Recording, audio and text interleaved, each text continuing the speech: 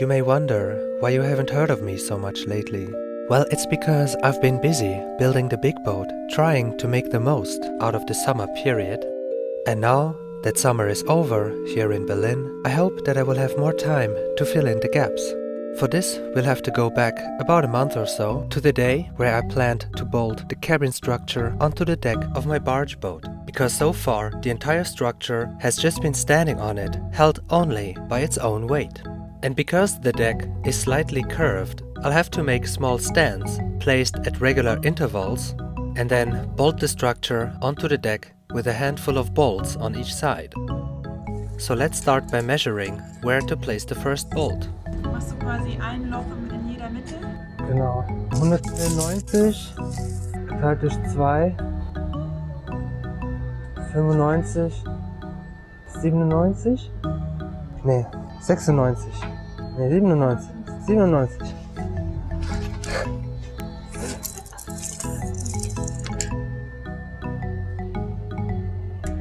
So now, before we really get started, how did we get to this version of the cabin structure and eventually the roof? As I mentioned in a previous video, my goal is to maximize the living space. It's gonna be one big room with fairly high ceilings for a boat, and so from there it's just about finishing the steel structure so that we can start dressing the walls with isolation material and later windows, doors and so on. But more on this in another video. For now, let's focus on how we finished the steel structure. For this, we need to go back in time even further to early summer 2023. At this time, I had just moved the boats to the new spot, and so now it's the perfect time to get started finishing the steel structure for our future cabin. Here, I'm adding a row of steel square tubes at standard height for railings. Now in the final version, the entire steel frame will be completely hidden from the outside, so it doesn't really matter at which height I attach the beams, but in the greater scheme of things, I think it's good to incorporate as many standard sizes as possible. Alright, now here with these first beams, you can see me just using a measuring tape and some clamps to attach the beams. Later on, I will refine my technique. Next, I'm gonna add another row of horizontal beams situated below the ceiling. These will be thinner and more lightweight than the lower row of horizontal beams.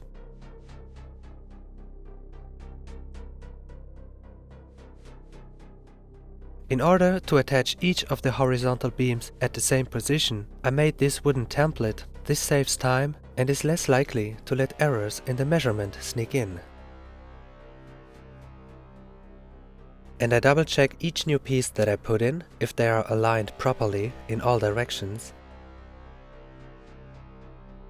And so, while my contemporaries are enjoying the first summer days, I'm here building what I hope will become my future home.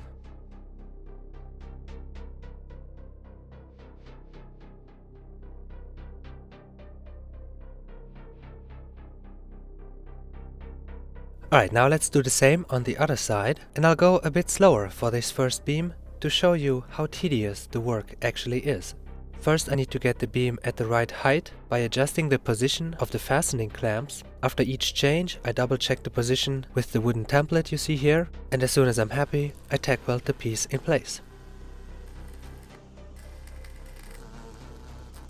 And I repeat this for each of the horizontal beams on the sides.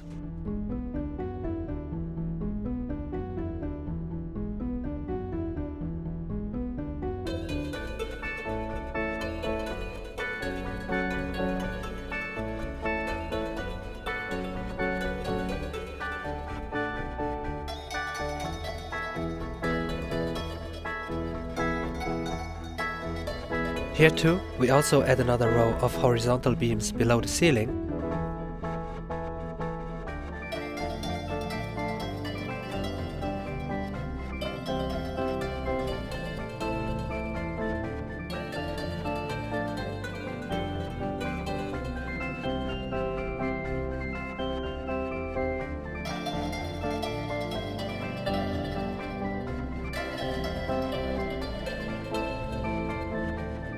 Now with the horizontal beams attached to the sides, let's go back to more recent days.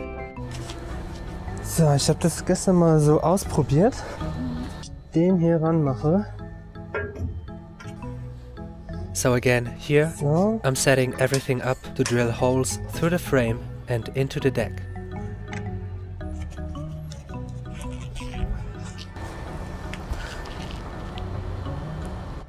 So, dann brauchen wir Strom.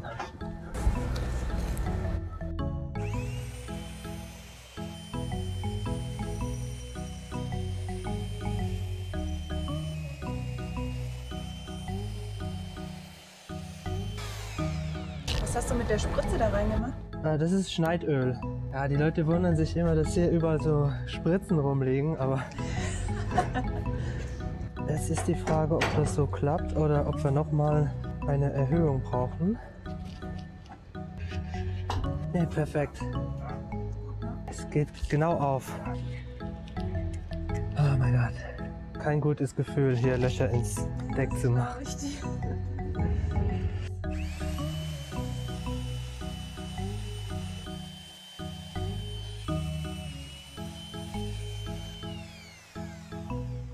Ist durch? Ja.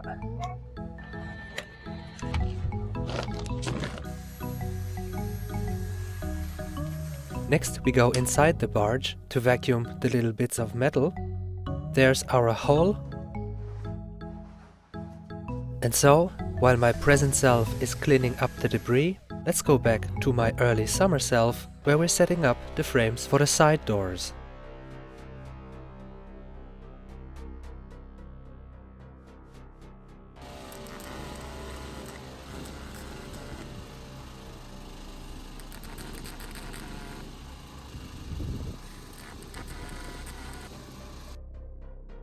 In case you wonder how I get my steel deliveries, here's how it works.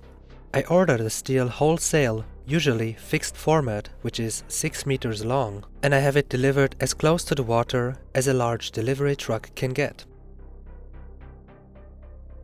We then load the steel onto this little raft that I borrowed from a friend.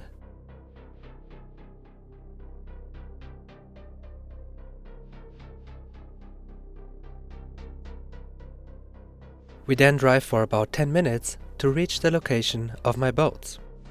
Once arrived, we dock the little raft onto the side of the big boat and unload the steel onto the deck.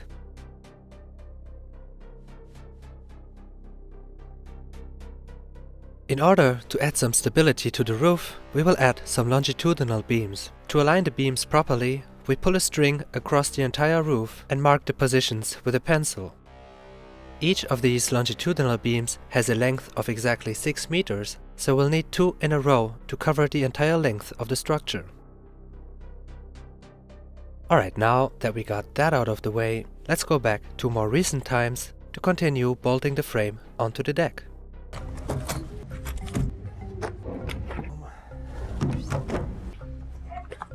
So, schau mal. Hier diese Scheiben. Einfach ein, glaube ich, 6 mm dick, Flachprofil, 30 mm breit, dann auch nochmal 1 mm welche. Und die kann man dann so aufeinander stellen. Genau, und dann mache ich die so. Also alle 50 cm. Ja, ich würde sagen, ich setze die einfach daneben. Genau, das passt. So, jetzt machen wir hier so Haufen und danach können wir die zusammenschweißen.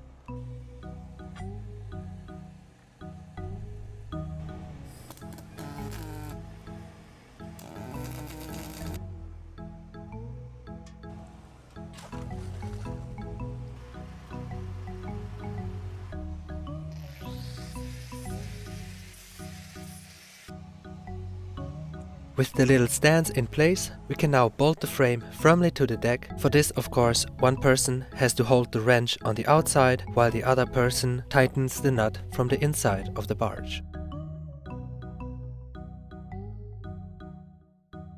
I'm using copious amounts of Sikaflex to make sure the area where the bolt goes through the deck is watertight.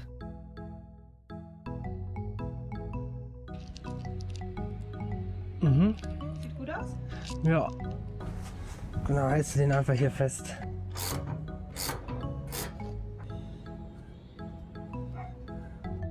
And of course, later on, we put several coats of paint over the bolts, and in this way, everything remains perfectly watertight. And that's all the time I got for you today. As always, I thank you for watching till the end, and I hope to see you in the next video.